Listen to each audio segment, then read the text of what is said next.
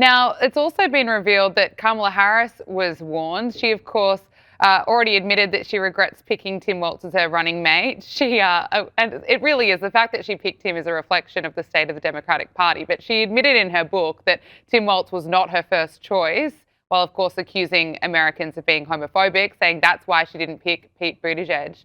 But it has been revealed that a group of Minnesota state government employees wrote to Kamala Harris and the DNC multiple times, warning them about Tim Walz and what they described as his incompetence, I should say, fraud scandals and retaliation. So the Minnesota Department of Human Service employees account posted, "We tried our best to keep the public informed as our tweets are public. Maybe Kamala Harris turned a blind eye to fraud like her running mate." What do you make of this? Do you think Kamala, absolutely regrets picking Tim Walz? Well, first of all, Gabriella, she put out a short list of potential vice presidential nominees. Pete Buttigieg was not on it.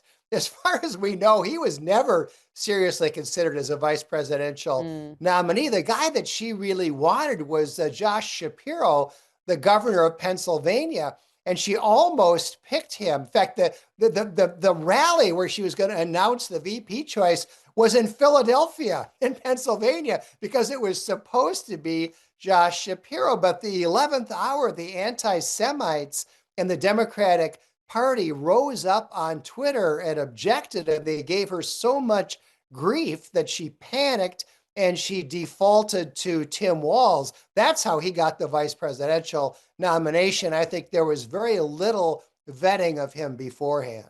Yeah, and he's very uninspiring as a candidate. Tampon Timmy, he earned himself that nickname. Let's talk about Donald Trump. He's announced a pause on migration from third world countries following last week's devastating attack where an Afghan national who entered the US under the Biden administration as part of Biden's Operation Allies Welcome program during its disastrous withdrawal of Afghanistan. That person is accused of shooting two National Guard troops. Sadly, one has died. Now, it has raised fresh concerns about the vetting process under Biden, where tens of thousands of people from Afghanistan entered the US, and there are concerns that the vetting process was flawed. Can I get your thoughts around that? Well, first of all, Gabriella, yeah, okay, these people came from Afghanistan, and some of them were known to us, including this guy, this murderer, is somebody who actually did work with our troops. I would say more to the point, Joe Biden invited 10 million or more illegal aliens across the southern border. They were not vetted at all. We have no idea who those 10 million people were. And we think a number of them were terrorists, a number were drug dealers, and so on. So this whole business of unrestricted open borders, mass immigration has been a total disaster. And Donald Trump is absolutely correct to want to put the brakes on this third world immigration indefinitely, and I hope until the end of his term. Plenty of security concerns. President Trump was speaking about this at the time. He was speaking about it in 2021. And anyway, what happened last week was a horrific tragedy. Donald Trump's also announced that he's cancelling executive orders signed using Joe Biden's autopen. He posted on Truth Social any document signed by Sleepy Joe Biden with the autopen, which was approximately 92% of them, is hereby terminated and of no further force or effect. I'm hereby cancelling all executive orders and anything else that was not directly signed by crooked Joe Biden because the people who operated the autopen did so illegally. Now, there's a bit of a dispute around whether Trump can actually do this. Legal analysts have disputed the validity of Trump's argument, arguing that the autopen signatures are valid. But Republicans argue that the Biden autopen presidency is one of the biggest political scandals in history. John, can I get your assessment? Well, the autopen scandal, there's no question about the fact that Joe Biden, I think for the entire 4 years of his presidential term, really had very little idea what was going on. It was just being propped up by the people around him. You saw it on one video after another. He was not all there. No. I think that was a huge scandal. The autopens are just one part of it. But I would make a much more fundamental point, Gabriella, and that is that Donald Trump can revoke Joe Biden's executive orders at will, not just the ones with the auto pen. He already has revoked a number of Biden's executive orders. He can revoke all of them. One president can't bind the next president with an executive order. The thing that he can't undo is the pardons that Joe Biden gave. Joe Biden pardoned his family, pardoned Anthony Fauci, pardoned a number of people.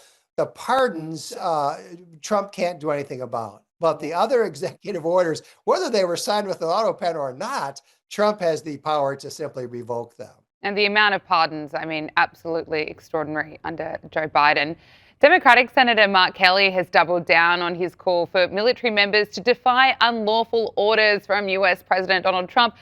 But he's been pressed to name a single illegal order that President Trump has given, and he hasn't been able to name one. Asked you about the substance of this video and your message in it. What specific orders do you believe President Trump made that you consider unlawful? Well, so this is looking forward, but let me give you a pass, an outline of things that he has said. In 2016, he said that the U.S. military will follow his illegal orders.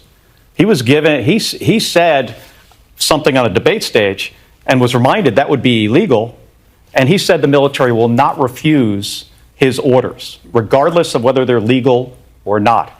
He also talked about shooting protesters in the legs. How un-American, how unconstitutional is that? Fortunately, there was a Secretary of Defense that has stopped this. He's also talked about sending troops into U.S. cities to use those cities and people for training. John, if he can't name an illegal order, why did he take part in this video encouraging military members to defy illegal orders? Gabrielle, this is a real scandal. So 6 elected Democrats, including Senator Mark Kelly, put out this video in which their ad clearly implied that President Trump is issuing one illegal order after another and is a threat to our Constitution, and that military personnel should disobey orders that they're getting down the chain of command. And the truth is that Trump has not issued a single illegal order. Mark Kelly couldn't name one. Others who participated in that Democratic Party ad, they couldn't name one. There aren't any. And so Mark Kelly, I think, could be in some trouble here. He's a retired military officer. There's an investigation going on right now in the Defense Department as to whether Kelly should be recalled to active duty and then court-martialed, which could happen. And personally, I'd like to see it happen. Finally, US and Ukrainian officials have sat down in Florida to discuss outlines of a peace deal with Russia. Steve Witkoff is expected to meet with Russian counterparts later this week. John, what's your assessment? Are we getting some progress here? It's very hard to tell. We don't know what's being said behind closed doors. I would say this. I think the real obstacle here is that the Russians have been very obstinate. I mean, as far as we can tell, they really haven't backed off on any of their demands. One of the things they want is they want to get Ukrainian territory that they have not been able to occupy militarily. And that's really pretty outrageous. You know, when there's a war fought and there's a ceasefire, typically what happens is that the lines are going to be drawn basically where the armies are, like what happened at the end of World War II. And the Russians have been actually holding out to get more Ukrainian territory than they have been able to take militarily. That seems to be a non-starter from the Ukrainian point of view. So I think what we really don't know is whether the Russians are willing to make a deal, or are they simply going to stick with the really unreasonable demands that they have been making all along? John Hinderaker, President of the Center of the American Experiment, thank you so much for joining us on Power Hour. Really appreciate your time. Thank you.